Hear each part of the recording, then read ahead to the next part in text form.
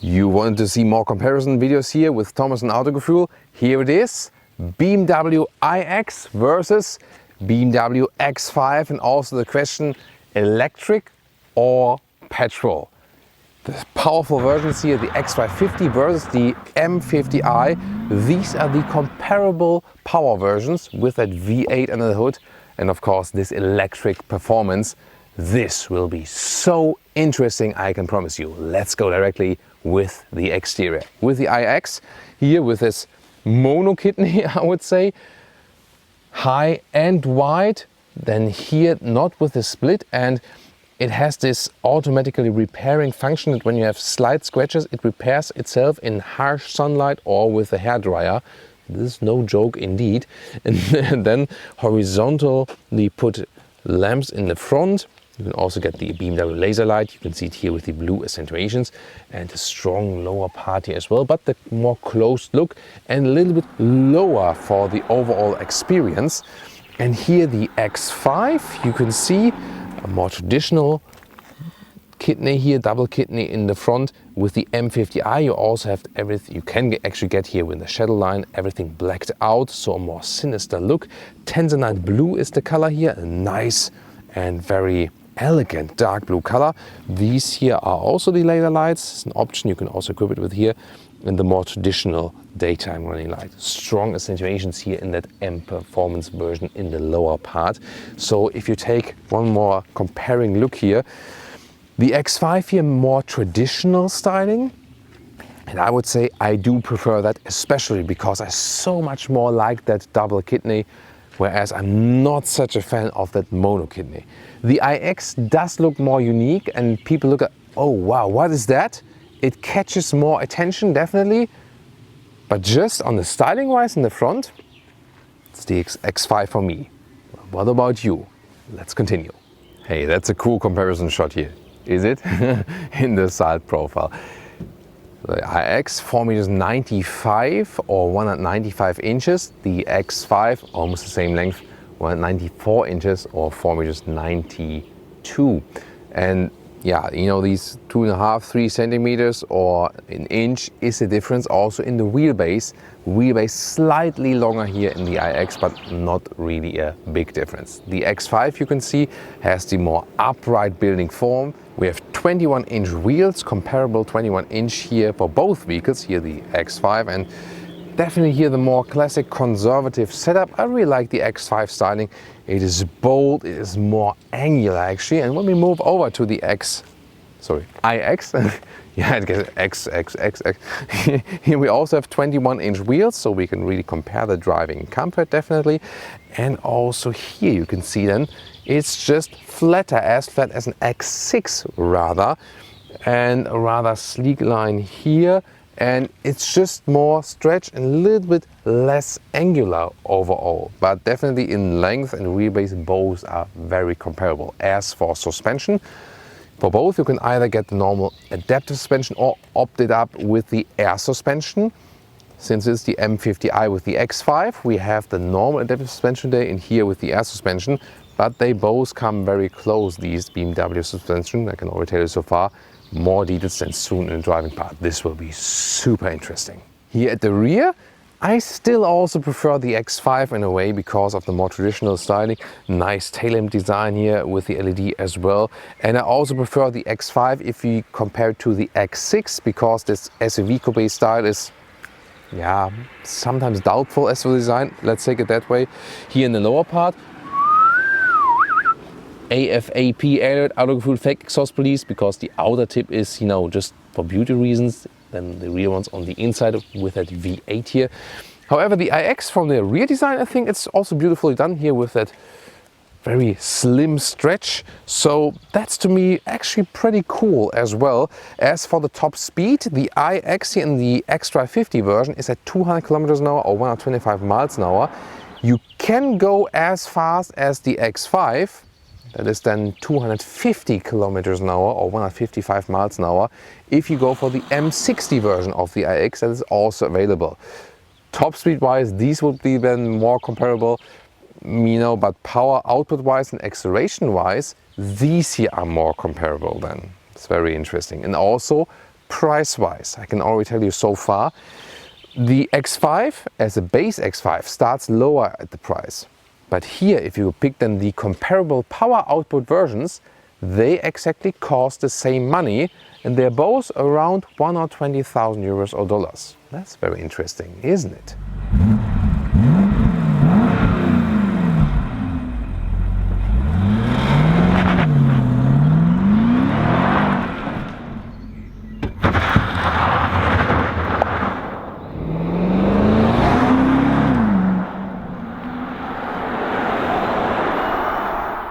.4-liter V8 for the BMW X5 M50i. Woo! And the acceleration figure here is 4.3 seconds, 2 mile kilometers or 62 miles an hour, where it is 4.6 seconds with a closed hood for the BMW iX xDrive 50. You cannot open the hood, there is no frunk underneath.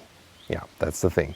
This one here, the iX, would be quicker than the acceleration when you again go for the M60 version, and the X5 would be a little bit slower than this one here when you go for the 40i version for the 6-cylinder. Remember, the 6-cylinder petrol engine will be way more fuel saving than this 8-cylinder here, so it is, let's say, a more clever choice, and to me it also fits a little bit more to the vehicle. However, the V8 has of course even a greater sound, which will also be a major difference in driving when we compare the petrol and the electric one. As for the range, very interesting. When this one is here fueled up fully, you can score some 700 kilometers easily, you know, some 450 miles. However, even more range just with the 6-cylinder. Here with the iX, you can score something as high as 400 miles or 650 kilometers in best conditions, ideal summertime. More realistic is 500 kilometers or 300 miles, and in winter time or with high Autobahn speed, then it drops a little bit, you know, less below. And of course, fueling it up. This one here, 35 minutes, 10 to 80% state of charge, and at a, you know, very good fast charger. And here, well, 2 minutes at the fuel station. Now to the interiors, and also have different key fobs. This is the optional, let's say, computer key. Of course, you can also get a more simple one for the X5, and this is the one for the iX. I always mistake it. Yeah, it's getting complicated. Now the interiors here. This is the more classic conservative layout, 2 times 12.3 inch screens.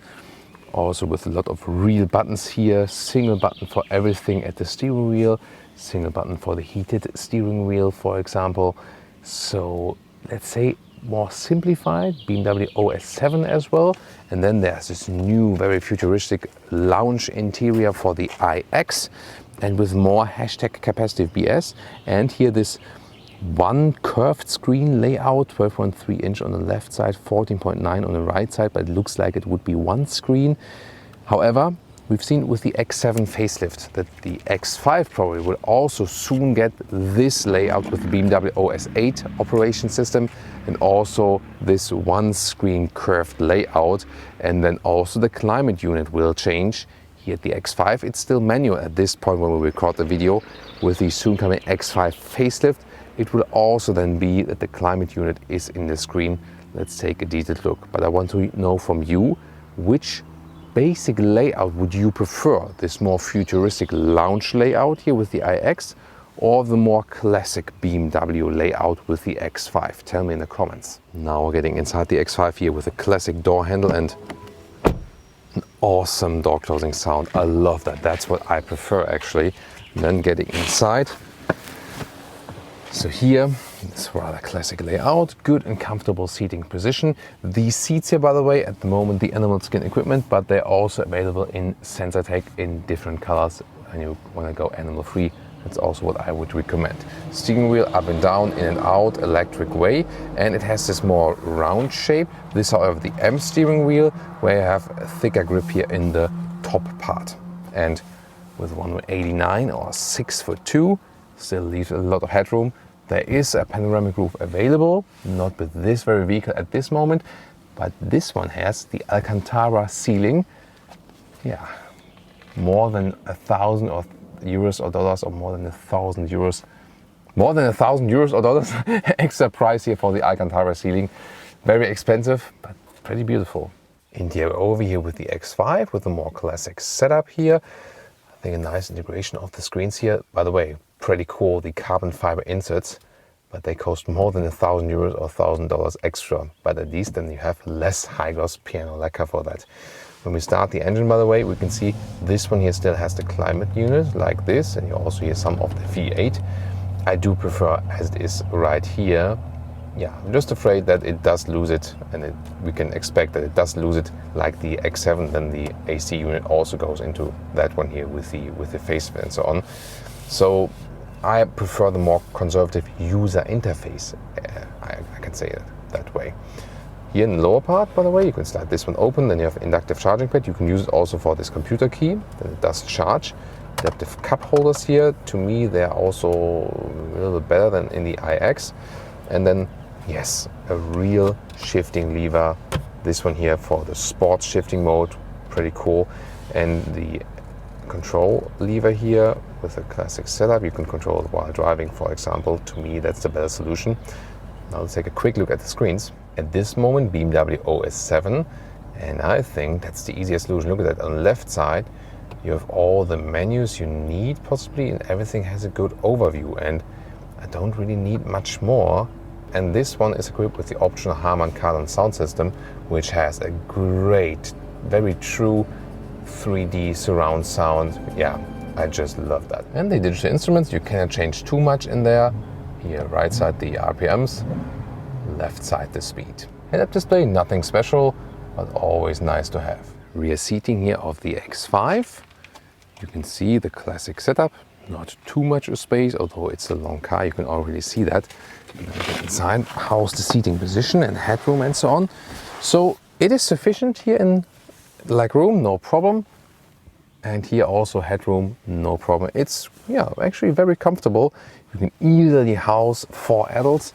It doesn't have a too high middle tunnel here, so it's actually also okay here with 5 tall adults, a little bit stiff on the middle seat, but that works. So overall, I'm quite happy here with the rear area. Of course, when you look from here to the front, it's not as impressive as the iX, just from the visuals from the inside. These rather hidden door handles for the iX and frameless doors. And that leads also to a very bad door closing sound. That's the catch of it. So inside of the doors, this is in this case animal skin. However, you can also get it with Sensatec leatherette. Same for the seats. This is an animal skin seat, but they are Sensatec seats. They are very beautiful. Also available in black and beige, for example, we had them, and also in brown. So there are enough animal-free choices.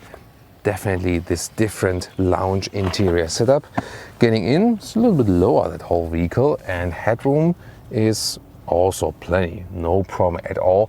And there's also a panoramic roof available for this one. The difference is this panoramic roof, when you would have one, is closed always. You cannot open it, you can just dim it. The other one in the X5, you can also open it. And yeah, it is definitely a different seating position. You sit overall lower, not this super high command driving position, but the visual effect is of course more, evoking, more impressive. Interior overview here for the iX, super impressive definitely with that unique steering wheel setup. It looks cool to handle, not sure, not really an advantage, but you get along somewhat, I would say. Very clean definitely right here, and with the latest BMW OS 8. Then you have this flying middle console here, right here. This crystalline turning lever, by the way. Well, you can also get it in the normal base version. Then you have high gloss piano like that. That's the disadvantage. But this one can be blinding when there's some sun rays in there. Here with the matte wood, of course, that is really cool and very clean setup here once again. When you select the driving modes here, that's more complicated because you have to select it here and then have to press it in the screen, or select it there and then select it with the turning jog here, and then it stays like this. And when you want to go back to the GPS, you have to hit the GPS button. So that's to me a little bit too complicated, and this is the theme here of that vehicle. Also here with the climate control inside here. Yes, we know that will be expected for the X5. To me, they have made the user interface more complicated. That's the downside of the vehicle, although it looks really awesome. Oh, look at these little clouds, nice visualization. So it is quick here, so they have enough processing power, definitely. Here on the left side, you miss the car menu, and that is to me really hit and miss. So I want to have these car features, but then I have this all apps view, and there's apps all over the place. It's just too much. You can limit it to vehicle apps, but then where do I find what? I have no idea, and I don't want to, have such a mess in the infotainment system. Or what about you? So I think maybe taking it a step back, the OS 7 was just easier to use. This is the CarPlay integration, or Android Auto also possible for the iX, just wireless. And here we have the Harman Kardon sound system, and I think it's once again a great sound. Comparable, definitely. Maybe the resonance room here is even a little bit better in the iX. Hey, maybe it's a little bit more awesome, the sound even. There's also the Bowers & Wilkins system available, which is even more expensive, 4D. But I think the Harman Kardon system is absolutely fine. Then the digital instruments, you have the startup sounds, iconic sounds by Hans Zimmer.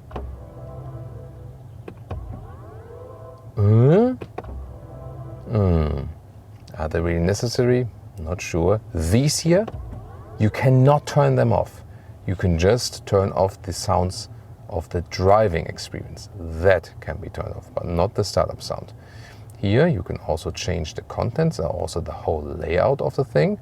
So you're a little bit more flexible with these instruments. Overall, I think they have become more complicated once again. By these you can adjust it then how you like it. And the iX also features a head-up display. If you have some GPS guidance, you will even see more of that there. In the rear, they are using this EV platform, no middle tunnel whatsoever. Let's see about the legroom and headroom result.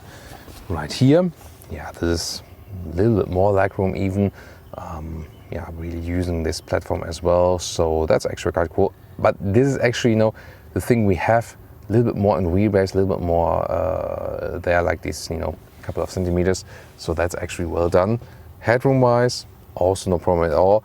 And it's also comfortable, so it is definitely comparable as for the rear experience.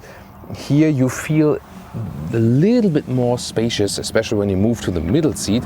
So driving with 5 tall adults is seating-wise more comfortable. Just the back part here, to me, a little bit harder, so that's the difference. You can get along in the rear with both vehicles. Both have a very comfortable result.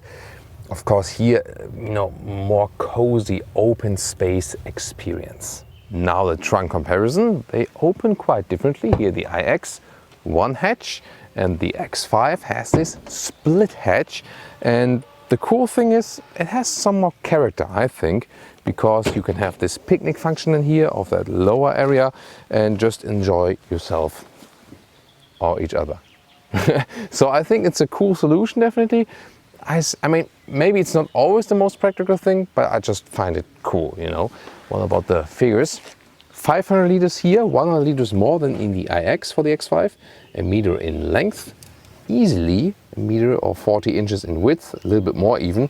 And now the height, that is interesting, is about more than 80 centimeters or 32 inches. This is a difference then. Overall, very well usable. Let's move over. 400 liters, 100 liters less for the iX. And what is actually the difference? So we have here the length with a little bit more than a meter, so a little bit more. Width also easily a little bit more than a meter or 40 inches. But now the height, that is more limited, more at 75 centimeters or less, about like 29 inches. So you lose a little bit of height. It's also a little bit more narrow there. And then you have a different angle here, and that's why you also lose these liter figures. Let's go.